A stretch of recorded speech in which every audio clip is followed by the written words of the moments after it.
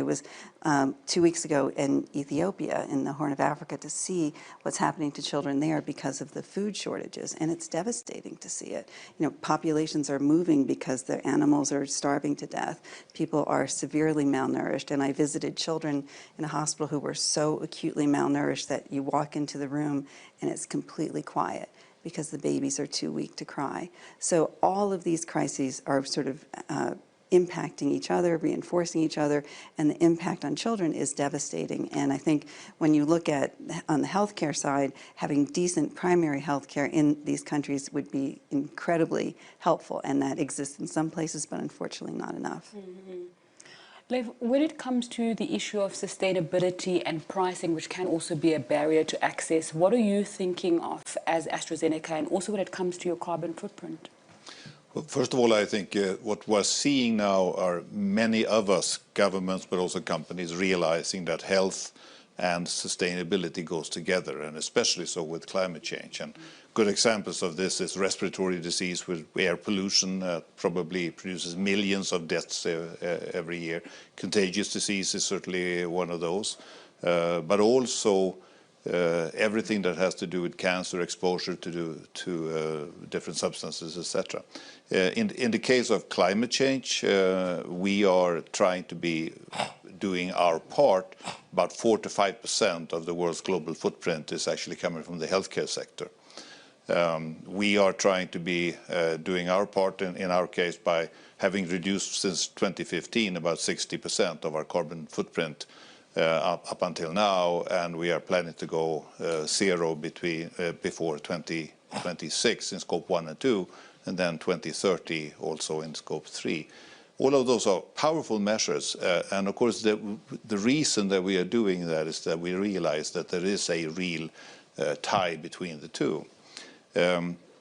What is good, I think, is that the world is realizing that also, and I think there is a way to promote now both healthcare systems, sustainable and resilient health and healthcare systems, and climate at the same time.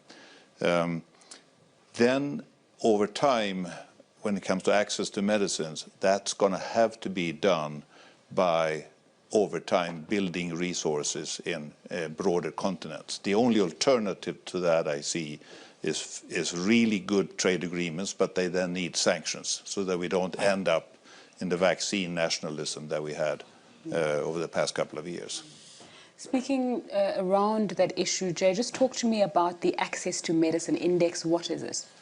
So the Access to Medicine Index is a biennial ranking of the pharmaceutical industry's efforts in improving access to healthcare for about 106 low and middle income countries. And basically it's a research system where we evaluate the efforts of different pharmaceutical companies. So this is the biggest pharmaceutical companies in the world, the likes of AstraZeneca, who in the last index sits in the top 10 of that ranking. And what it ends up doing is we come up with best practices, we come up with gaps and opportunities in looking at issues such as future pandemics, issues such as children's health care, whether specific populations in the least developed countries are also being taken into account when you think about market access issues itself. And we bring the research to different settings. So companies use this research as a benchmark of their performance. Investment firms, such as the many different sustainability-linked ESG users, we have about 150 to 200 investment firms that use our work in engaging with the industry, and together they manage about 25 trillion US dollars in assets under management, and they use the money to basically they use the insights to invest differently in the pharmaceutical industry to push for long-term change and a more inclusive and stronger social impact in this work. And of course, governments, many of which have been growing in the usage of our work, use it to shape their policies and the strategic investments into healthcare. By defining where the gaps are and where the opportunities are, we try to make sure that people pay attention to the most critical issues in the environment. And we've basically launching a new strategy now where we're bringing a more diverse group of players and evaluating that effort. So we're looking at big generics, medical oxygen, where there's only 6 manufacturers supplying the whole world's supply of oxygen to people all around the world. vaccines, diagnostics, and a lot of issues such as local manufacturing, local availability is coming to light. Yeah. Okay. Minister Reddy, you were speaking earlier on about the challenges that you faced in the context of a newly formed state and trying to respond to the pandemic. Just talk to me then about how do we future-proof health systems against those kind of pandemics that you've spoken about from a governance perspective as well? As I said earlier, governments would have to be focusing on two things. One is preventive care, and the other is curative care. And looking at this from the lens of how to improve this health care, one would have to be talking about availability, accessibility of health care, and also affordability of healthcare. All these three would have to be moving in line. In order to do that, from my state's perspective as to how we have been wanting to move forward is, we've taken every 2,000 people, every population with every village with 2,000 population as a unit, and we're coming up with village clinics. And then we're taking up every 30,000 population as a unit, and classifying it as mandal, and where we're coming up with 2 PHCs, primary health centers. These primary health centers would have 4 doctors, 2 of the doctors present in each of the PHC center, and they would be given an ambulance 104. And each of this doctor would be given their designated villages. So 5 villages or 4 villages, depending on the mandal size, to each of these doctors. And these doctors, every alternate day, would hop onto the ambulance and visit the village. And they would become the family doctor for that village. Very soon the doctors, because they've been designated only those 4 villages, so they would start to identify people by names. And they would use this village clinic as a hub. This village clinic primarily would be having an A&M, nursing graduate, mid-level health practitioner, and ASHA workers that we spoke about also reporting there. So that would take care of the preventive part. Now comes the curative part. The curative part would be dealing with the community, with district hospitals, the teaching hospitals. The area hospitals and the teaching hospitals are going to play a very critical role there. So there we're coming up with every parliament taken as a unit in order to ensure that there is equitable distribution of teaching hospitals. Because only when you establish teaching hospitals, you have postgraduate students actually coming up there. And only when you have postgraduate students doing their course there, and these teaching hospitals are connected to a hospital, a teaching hospital as well. So teaching college and teaching hospital together would become the tertiary care that we are looking for. Okay.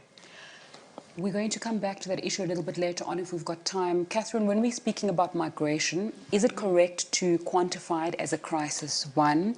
And 2, what possibilities are there for planning scenarios where even if there is a crisis, there's resilience in healthcare services, and there's also a form of adequate care?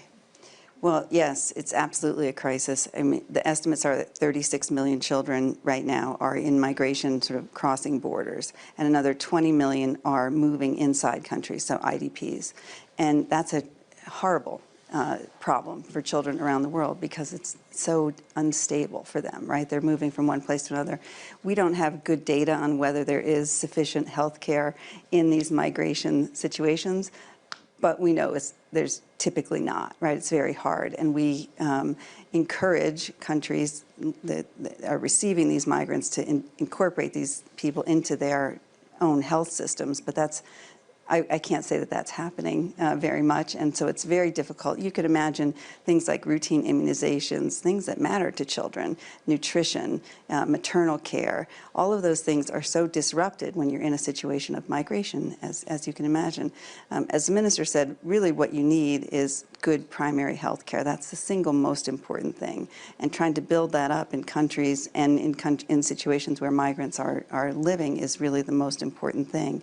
But we're living in a world of very difficult circumstances and very fragile systems that really need to be built up, these healthcare systems, because as we saw with COVID, I mean, even a country like the United States, Western countries are pushed to the brink with something like COVID. So imagine countries that don't have sufficient healthcare, right, that can't provide that for their people. So we see this as an opportunity now to go in and really try to build up these systems, and that requires good governance, which you're seeing from the minister, but it also requires sustainable resources, which is always the challenging piece.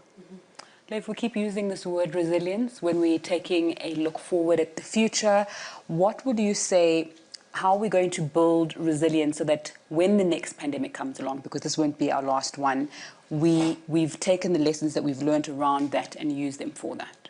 Well, I think there are obvious places where, for example, we almost had just-in-time as religion when it comes to many countries when it came to protective equipment. That's easy to do something about, but it requires a little funding to get higher inventories of protection equipment. There is lots to be said about preparing for how to actually build medicines, how to do medicines in different countries and different continents, and be able to roll that out at scale quickly. And to do it quickly, it requires preparation to be able to do it. I would argue that good sanctionable trade agreements, such that we don't end up in immediately losing resources on a world scale just because one country does this or that, are the types of measures that we could take, longer term and more difficult, but it would build a greater resilience. We have a war call right now in many countries that says autonomy, and we should be very autonomous. All of that is good up to some level, but it creates an enormous complexity of duplication and cost if we are to do it at each country. So I would start with the first aspect of saying, let's try to make global agreements in such a way that they will actually hold even in a period of crisis. All of this, very interesting. In a minute, Jay, how do we plan to mitigate risks like supply challenges, wars, and access in the future? In a minute. Yes. So I think that early awareness and early thinking is absolutely critical. You know, in the case of the industry, early planning for access, so that when you're designing a product, when you're thinking which products should be part of the research and development pipeline, already needs supply, needs to be taking account of supply issues, affordability issues, and how will a particular product be used in a primary or tertiary care system. I think at the end of it, you definitely need to see a closer collaboration between industry, public partners, and nonprofit organizations, getting the patient voice early on board in order to make sure that the right products are being developed, the right access plannings are being there.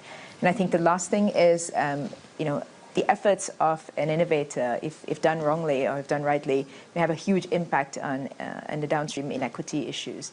So you end up putting more pressure on a health system that is already stressed if you don't think about how to relieve that stress up and early. Thank you so much. Yeah. I'm going to open up the floor for questions now, and I'd like to begin with Kezavino Aram. Please let us know also if you would like to ask a question. You can raise your hand and let us know if there's a specific speaker that you would like to direct the question to. Thank you very much. It's very encouraging to hear all of you. I think two things, and then I'll come to the question. First is I think the pandemic has shown us fundamentally if health is not prioritized, everything can come to a stand down. So Chief Minister Reddy, it's so encouraging to hear you. To you, my question would be that strengthening of the primary healthcare system requires a lot of effort. We know of the doctor population ratio. We know that we don't have enough doctors, but the pandemic has also shown us imagining new partnership, the religious communities and their assets, for example. So that's the question to you.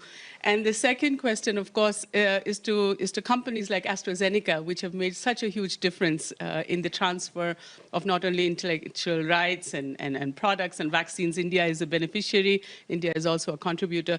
Is how do we keep children as priority? I'm not asking our colleagues from UNICEF, but I'm asking you.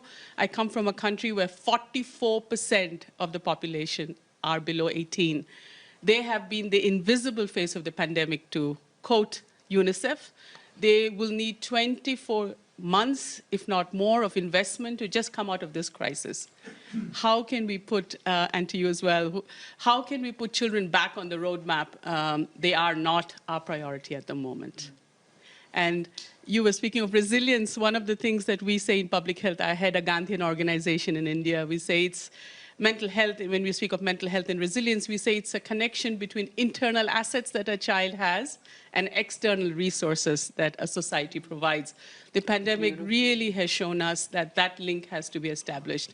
So to people who can make a difference for children from outside, UNICEF keeps advocating, but we have missed many opportunities to do that. And to you, Chief Minister Reddy, it's so wonderful to hear you speak about the healthcare system, but it will require persistence. Already this year, the central budget in India has a shrunken health budget. So how do we keep that going? Thank you. Thank you.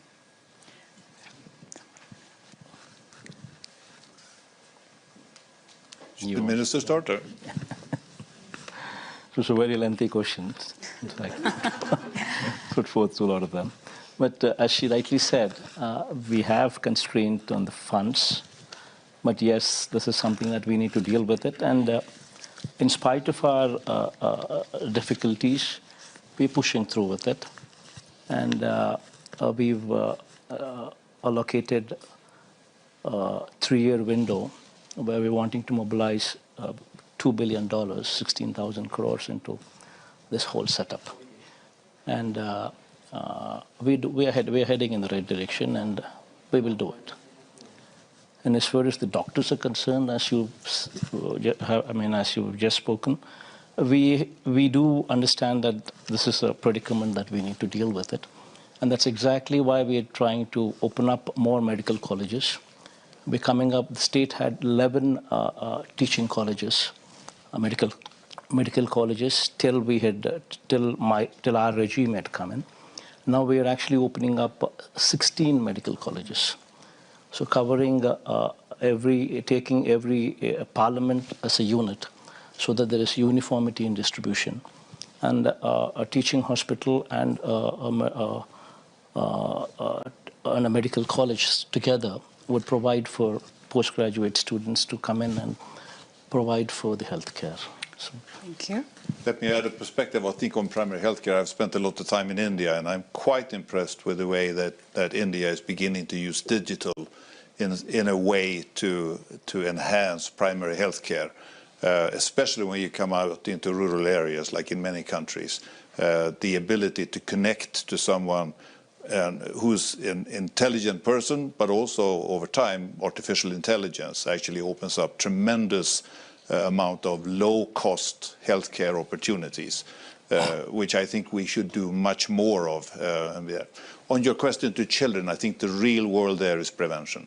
The real thing that we can do in healthcare systems, and possibly companies, my company is involved in some countries with this, is to enhance good lifestyle development, be able to make kids live a healthy life, but also to be part of that. That's very little cost. It's amazing, I think, that we have this 97-3, and the 3 here is for early detection and prevention among children. If we double that, that would be an enormous effort with children and at very little cost compared to treating them when they have already become ill. So I think the real world there is prevention with children.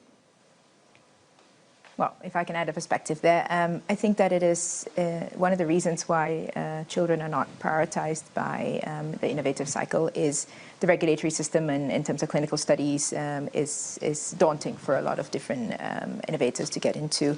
And often the market size is relatively small. And when you think about access, you definitely need to think about how are kids actually being cared for, and the role of the caregiver and the role of the primary health system.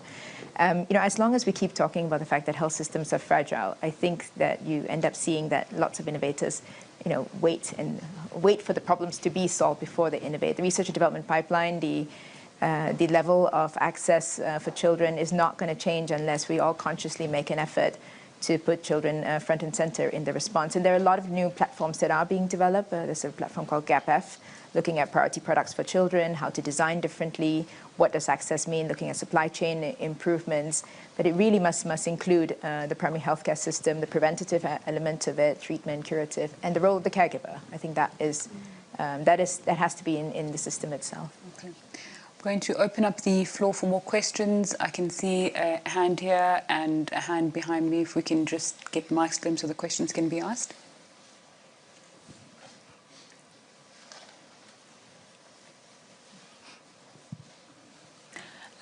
The lady over there had her hand up first. Thank you so much, dear speakers. Should I stand? Yes, you can. It's up to you. Thank you so much, dear speakers. I'm Nupur Kohli. I'm a global shaper from the Amsterdam hub. We are young people between the age of 18 and 30 from the World Economic Forum. I also work for the largest healthcare insurance company in the Netherlands. So my question to you is, looking at healthcare resilience, what do you think is the role of healthcare insurance in many countries where it's actually not available? And I feel it's a primary human right to also have healthcare insurance in many countries. Is there a specific person that you'd like to answer the question, or is it open to the floor? I would like Mr. Johansson and also their Chief Minister to answer those questions, how you view that. Thank you. All right, can we Okay, those two? I think you're happy to. I think traveling around the world like we are, we have people on the ground in more than 100 countries, and we are selling drugs into 200 countries. It's very good to see the development in many countries, India, China, etc., where reasonable healthcare programs are being put in place, and mainly as a government effort. How to best combine those between private and government efforts, I think, is up to each individual country. Depends a little on how it's going. But it's beginning, to your point there on human rights, I think it's beginning to be recognized in many countries that this is indeed something that we need to do, and often needs government support.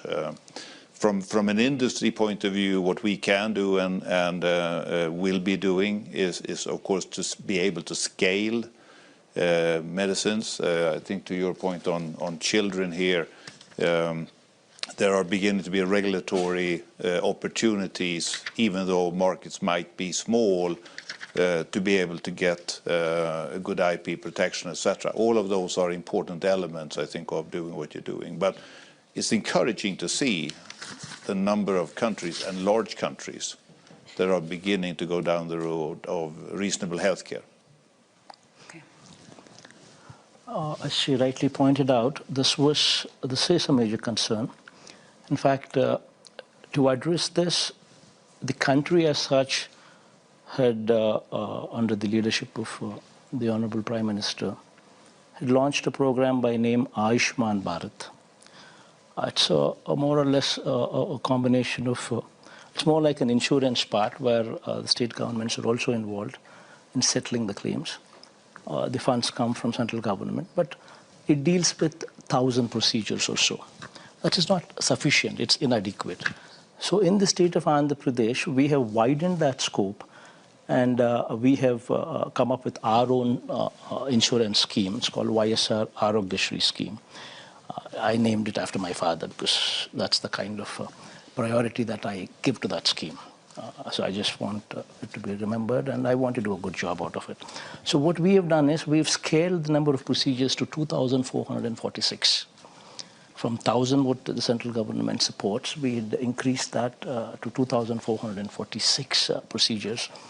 And practically, we have distributed cards to 1.44 crore houses. And we've increased the limit for the eligibility of this card to income limit of 5 lakhs per annum. So anybody whose income is less than 5 lakhs per annum is eligible for this card. And 1.44 crores out of the total households of approximately 1.5 to 1.53 crores cards that households that we have, 1.44 crore cards are covered under this scheme. Okay. And the last 3 years, we've helped almost 25 lakh people get treatment free of cost here. We have about 10 minutes. We're going to fly through a few more questions briefly from the audience. The Executive Director of UNAIDS is in the audience with us, Winnie Byanyima. I think she would like to ask a question. If we can get a mic to her at the back there with the black head wrap and the red top. Thank you, Zinga.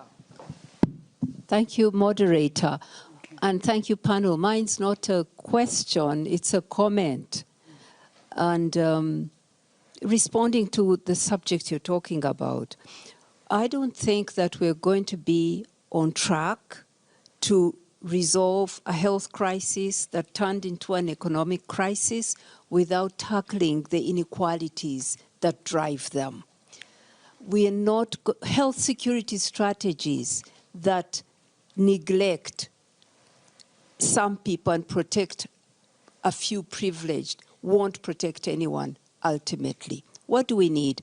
We need debt cancellation, and we need to drive special drawing rights of the IMF towards developing countries so that they can have the resources to invest in health, in education, to end pandemics, COVID and other pandemics. We need, let me put it this way, debt repayments for the low-income countries in the middle of this crisis, where several times over they are spent on health, 9 times for Africa, 9 times more to debt repayments than to investing in health. This can't be a solution.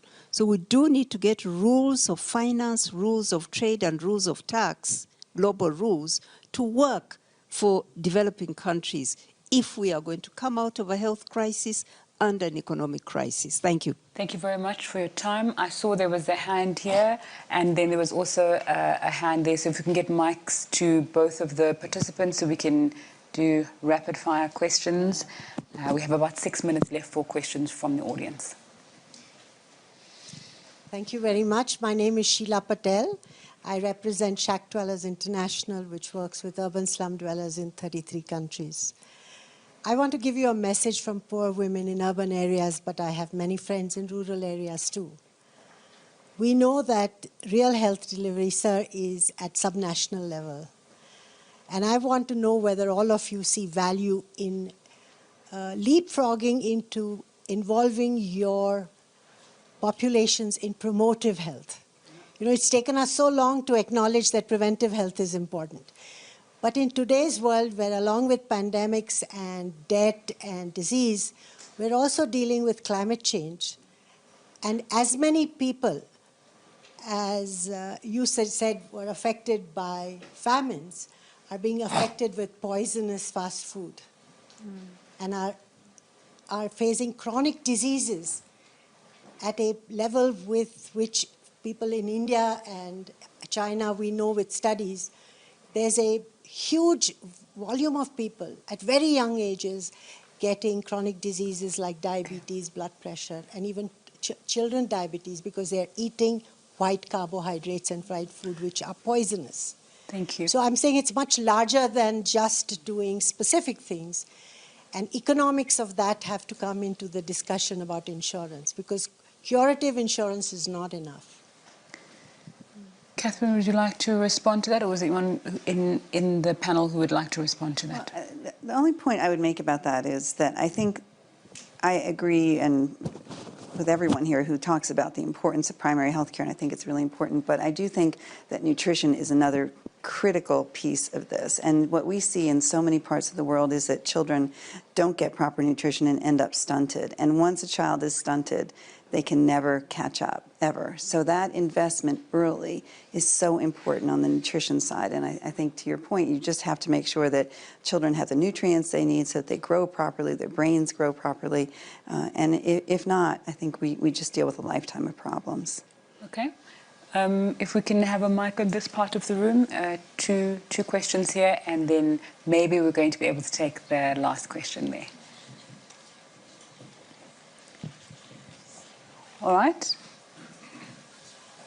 Hi, I'm Tripler Pell. I am a primary care doctor and trustee of the John A. Hartford Foundation. And we've talked a lot about children, but I was just wondering if you could speak to the elderly population, which was severely affected during the pandemic and will be a future problem for both developing and developed countries. Is there a specific person that you'd like to answer that question? Or it's open to the floor? Yeah, just if someone could comment on the aging population in terms of prevention. All right. I'd be happy to have a shot at that. First of all, I think when the pandemic, the elderly were clearly the population in danger, and I think that was handled well in many countries, less well in other countries, where the vaccination rate did not go up high enough into the elderly population, and thereby also protecting them, but also protecting the rest of the world. Those are things that I think we need to work out with for the next time and see how we can do that better. Otherwise, the elderly population, are the people who really cost a lot in the healthcare systems. And if you look at how much of healthcare we need when we are older compared to when we are younger, then that's clearly something that needs to be looked at. Early detection, screening efforts, all of those things actually, I think, can catch disease very early. And let me finally make a point on this balance between curative and preventive. We are trying to spend 97% of all healthcare spending in curative mode, and only 3% in prevention. Let me say that again, I think that's absolutely wrong. We seem to all agree on that, and every panel I go to, we agree on that, and then we go home and do nothing. So I think we really would want, as an outcome of this panel, to do something real there. Okay. Second last question from behind us, penultimate question. Hi, my name is Silvana Sinha. I'm the founder of Brava Health in Bangladesh, which is a technology pioneer here at the World Economic Forum. Our company offers integrated outpatient care. We're a private healthcare provider. So my question is about the role of the private sector and how we create more incentives for investment in the things that we're all saying that we need, including primary care and quality diagnostic testing. My company has raised $12 million to get to the point that we've served 360,000 patients, but we have no institutional funding because there are no institutional investors that are investing in my sector. Okay. I'd like to take that.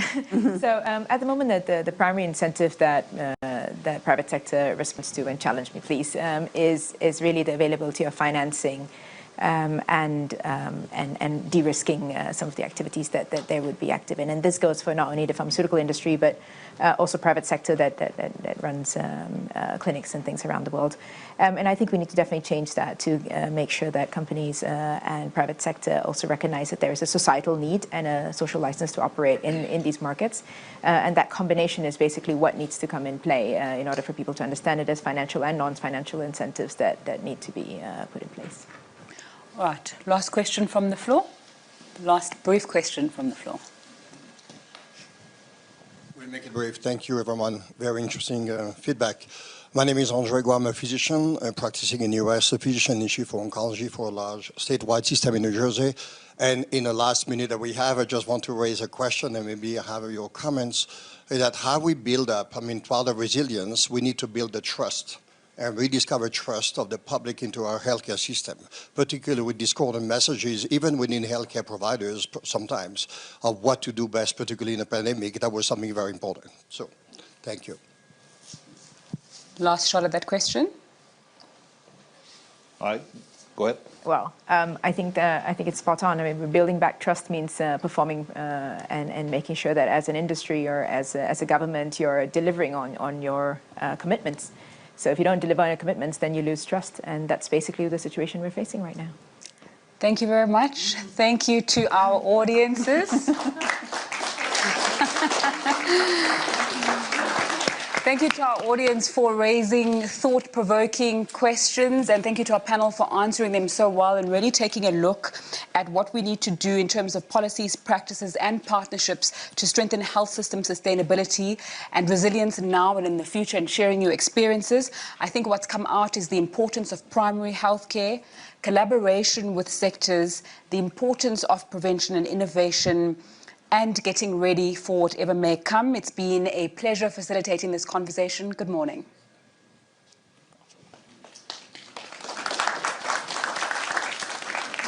Thank you.